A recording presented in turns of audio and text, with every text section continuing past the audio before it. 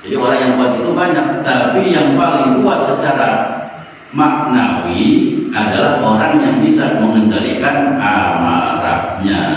Orang yang bisa mengendalikan dirinya saat marah, itu yang disebut dengan orang yang kuat. Itu secara maknawi. Adapun kalau dia meledak dipancing amarahnya, meledak nih, kita dipancing amarah kita, maka setiap orang bisa. Justru itu bukan orang yang kuat secara maknawi. Kita melawan diri kita aja nggak sanggup, kita mau dibilang kuat. Tapi kalau kita melawan diri kita sendiri berhasil, maka kita bisa disebut dengan sebagai orang yang kuat. Karena dalam mengendalikan amarah di situ ada mujahadatun nafs. Apa itu mujahadatun nafs? Atau jihad melawan hawa nafsu. Melawan hawa nafsu ini termasuk jihad yang besar sebagaimana yang tadi saya sebutkan, disabdakan oleh Nabi kita Muhammad SAW, yaitu jihadul akbar. Dan dijelaskan juga di sini oleh para ulama, marah itu datangnya dari syaitan. Di sini jangan dipahami marah karena Allah ya. Jadi saya bicara tentang marah karena diri sendiri, gitu. Jadi tidak bahas tentang marah karena Allah. Nah ini kita bahas marah karena diri sendiri. Kalau marah karena Allah itu malah dianjurkan. Nah ini marah karena hawa nafsu. Marah karena hawa nafsu itu datangnya dari syaitan. Syaitan itu terbuat dari api. Maka untuk mengalahkan api dibutuhkan air.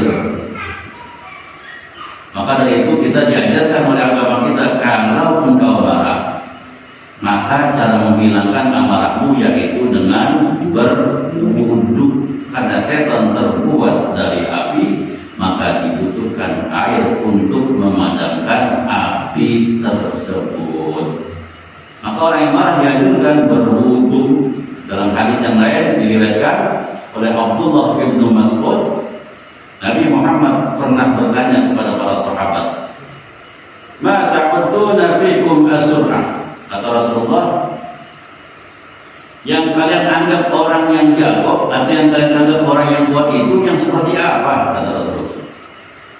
Maka dijawab oleh para sahabat Rasulullah menjawab, "Alladzi la yasrafuhul rijal." Alladzi la yasrafuhur rijal, yaitu seorang yang tidak bisa dikalahkan orang lain. Nah, kata sahabat, ini orang yang tak terkalahkan, tidak pernah kapok. Kata Nabi SAW, bukan.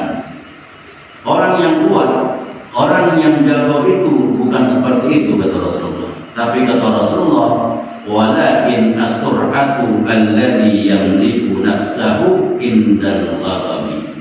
Yang disebut dengan sur'ah adalah orang yang bisa menguasai dirinya saat dia marah, bukan yang tidak pernah kapok, bukan yang tak pernah dibanting, bukan yang tak pernah dijatuhkan oleh lawan, tapi yang bisa menguasai dirinya saat dia marah.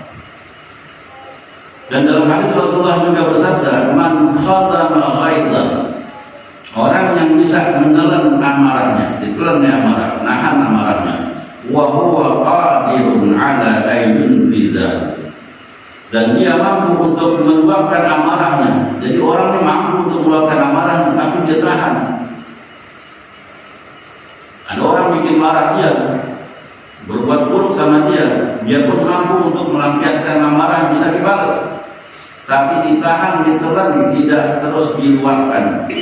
Maka dikatakan oleh Rasulullah SAW, da'ahullahu tabaraka wa ta'ala ruhusil khalaiq hatta yukhayyiruhu min ayyir hurin syaa.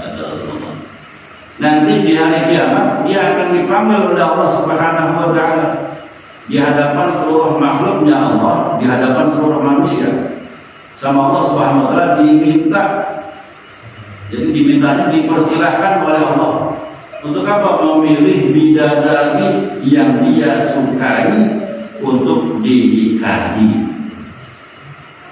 Jadi nggak marah itu imbalannya apa? Bidadari. Masya Allah. Jadi lebih baik kita nahan marah daripada marah nggak ada manfaatnya. Kita marah malah sakit hati kita.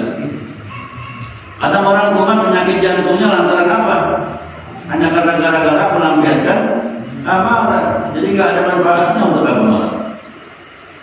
ketika kita bisa menahan amarah tadi, kita malah nabung apa? Ada satu bidadari kita tabung karena kita nahan, nabung lagi bidadari ada 2 dan seterusnya. Itu hadiah buat orang yang bisa nahan amarah emosi. Jadi nanti kalau kita lihat di surga ini ada orang, masya Allah, bidadarinya bererot banyak amat, perempuan cakep-cakep banget. Itu boleh jadi dia bisa nahan amarahnya sewaktu di dunia. Dan dalam hadis yang lain Rasulullah SAW juga bersabda, "Ma tajarra'a 'abdun jar'atan afdala 'indallahi min jar'ati ghaizin yaqzimuha ibtigha'a wajhillahi ta'ala."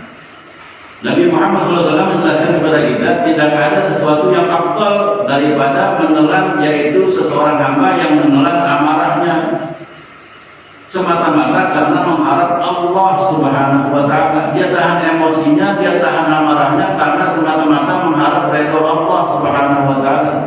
Karena yang paling afdal seseorang hamba di hadapan Allah yaitu yang menelan amarahnya. Ketika dia bisa marah, dia bisa balas, tapi dia tahan amarahnya, dia telan amarahnya. Semua semata-mata karena Allah Subhanahu wa Ta'ala. Jadi bukan karena yang lainnya, bukan kepingin dibilang wah dia ini orang baik, atau yang punya sabar, paling sabar, atau niat apalah. Intinya tidak ada niat seperti itu.